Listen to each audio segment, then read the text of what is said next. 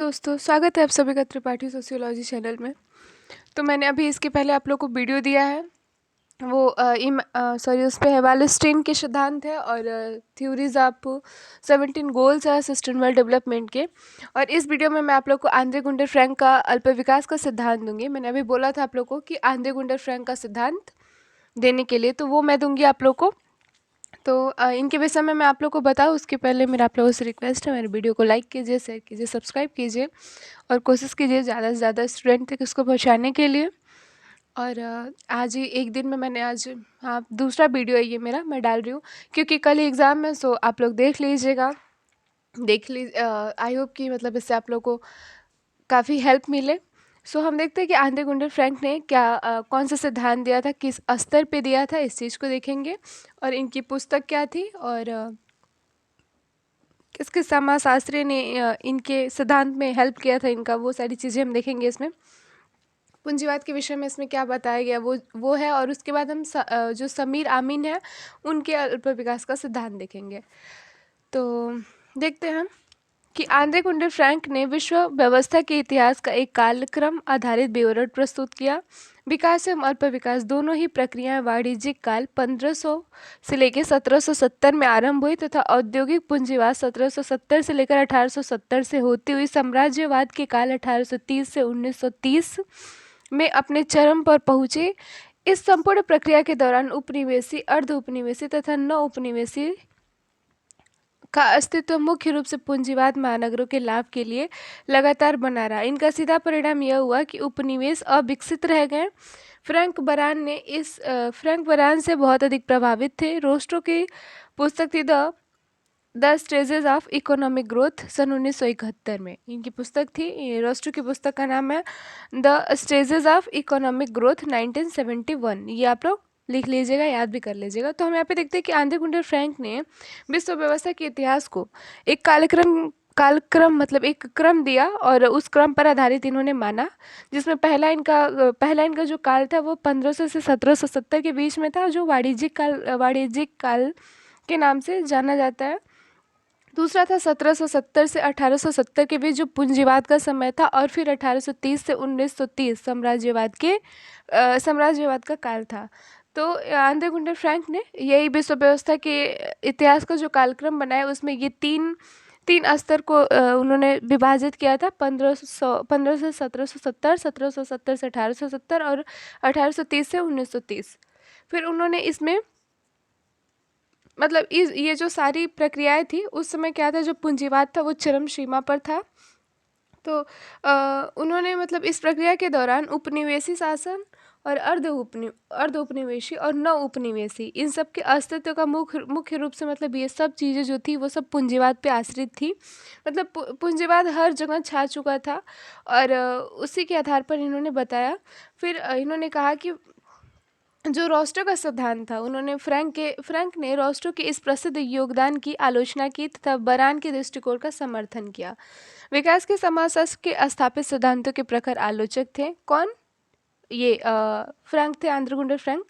इन्होंने उद्विकास और आधुनिकीकरण की प्रक्रियाओं को एक साथ जोड़कर देखा। और होजलिट ने किसी भी देश में प्रक्रिया की व्याख्या पार्सन्स द्वारा प्रस्तुत आधुनिकीकरण के प्रतिमान चरों के आधार पर की है।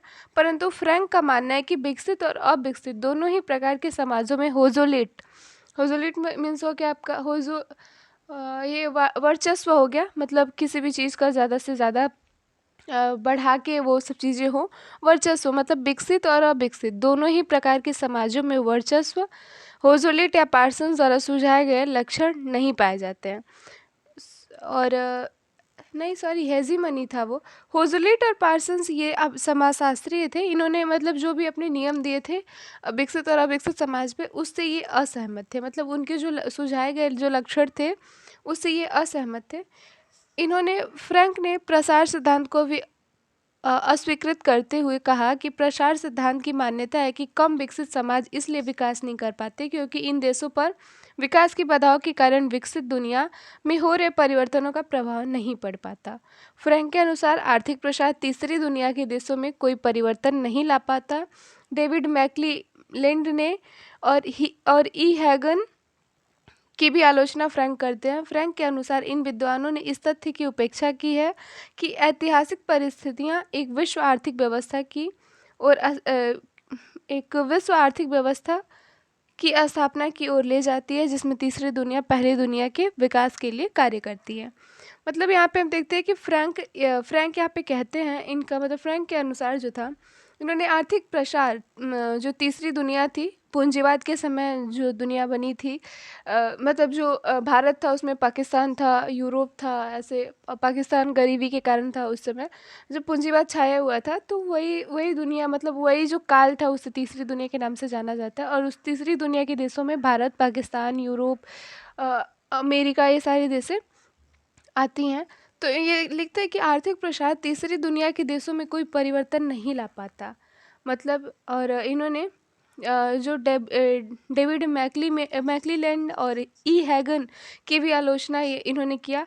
और मतलब इनके अनुसार ये था कि विद्वानों ने इस तथ्य की उपेक्षा की है कि ऐतिहासिक परिस्थितियाँ एक विश्व आर्थिक व्यवस्था की ओर स्थापना, मतलब व्यवस्था की स्थापना की ओर ले जाती है।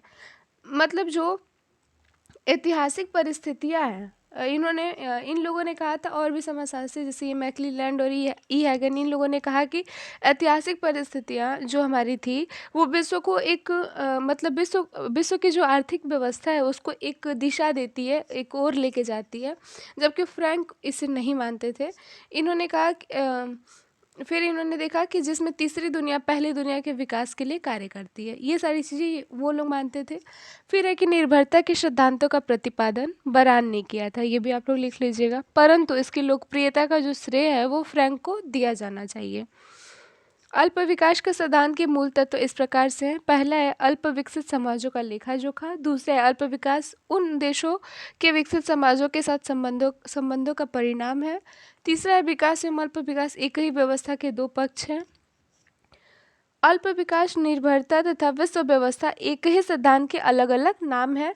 हम देखते हैं कि अकॉर्डिंग टू फ्रैंक ने कहा कि विश्व मतलब जो मतलब इनके अनुसार ये था कि विश्व पूंजीवाद जो है उसका मतलब पूरे विश्व में जो पूंजीवाद हो रहा है उसका जो संबंध है वो विकास विकास से भी है और अल्प विकास से भी है। ये दोनों अवधारणा एक ही व्यवस्था के अलग अलग पहलू हैं। कुछ क्षेत्रों में अल्प विकास का प्रत्यक्ष परिणाम है। फ्रैंक के अनुसार वैश्विक आर्थिक में महानगरीय देश उनके पीछे लागू देशों के आर्थिक दृष्टि विशेष का हरण करके विकसित होते हैं और इस प्रकार वे उपग्रह नगरीय देशों के अल्प विकास को अस्थायी बनाते हैं। यहाँ पे जो आंद्रे गुंडर फ्रैंक है, इन्होंने विश्व पूंजीवाद मतलब जो पूरे विश्व में जो पूंजीवाद फैला हुआ था उसके संबंध में इन्होंने विकास और अल्प विकास दोनों को बताया था कि विकास भी है और अल्प विकास भी है। तो ये भी देख लेते हैं। फिर इन्होंने कहा कि जो वैश्विक आर्थिक व्यवस्था है वो महानगरीय देशों में पिछले पिछले पिछले से लागू देशों की आर्थिक दृष्टि विशेष का हरण करके विकसित होते हैं और इस प्रकार से वे उपग्रह नगरीय देशों के अल्प विकास को अस्थायी बनाते हैं। तो ये फ्रैंक का सिद्धांत था। फिर हम समीर आमीन के अल्प विकास का सिद्धांत देख लेते हैं। इन्होंने भी आंद्रे गुंडे फ्रैंक ने भी अल्प विकास का ही सिद्धांत दिया। इन्होंने वो इमैनुअल वालेस्टीन ने विश्व व्यवस्था का सिद्धांत दिया था और समीर अमीन ने अल्प विकास का सिद्धांत दिया था। ये भी कुछ ऑब्जेक्टिव में आ सकता है, तो इसे भी आप लोग देख लीजिएगा। फिर हम देखते हैं कि जो समीर आमीन जो है उनके अनुसार पूंजीवाद का विकास इंग्लैंड में 19वीं सदी के मध्य हुआ था, ये मानते हैं। इसकी प्रकृति शुरुआत में वाणिज्यिक थी, यानी कि वाणिज्यिक काल जो हमारा था 1500 से लेके 1770 के बीच का, वो वाणिज्यिक काल को ये मानते हैं। फिर जो बाद में चलकर साम्राज्यवादी हो गई, पहले पूंजीवाद जो था वो पहले वाणिज्यिक हुई, फिर बाद में वो साम्राज्यवादी हो गई। समीर आमीन विश्व व्यवस्था के दो क्षेत्र मतलब विश्व व्यवस्था को दो क्षेत्रों में बांटते हैं। पहला उन्होंने आत्म केंद्रित व्यवस्था वाले देश बताए और दूसरा उन्होंने परिधीय व्यवस्था वाले देश बताए। आत्म केंद्रित देशों की जो व्यवस्था थी वो अपनी खुद की गत्यात्मक व्यवस्था थी जो बाह्य संबंधों से प्रभावित नहीं होती है, जबकि वे देश जो परिधि पर हैं केंद्र की आवश्यकताओं को पूरा करते हैं। समीर आमीन का यह मत है कि तीसरी दुनिया के जो देश थे वो पूंजीवाद विश्व के प्रत्यक्ष प्रभाव में रहे हैं अपनी अलग अलग उत्पादन प्रणाली के बावजूद पाश्चात्य पूंजीवाद के प्रभाव में आकर इन देशों की अर्थव्यवस्था का स्वरूप लगभग उन्हीं के समान पूंजीवाद हो गया। तो इन्होंने जो अल्प विकास का सिद्धांत दिया था वो पूंजीवाद पर आश्रित इन्होंने दो क्षेत्रों में बांटा था, आत्म केंद्रित व्यवस्था वाले देश और परिधीय व्यवस्था वाले देश।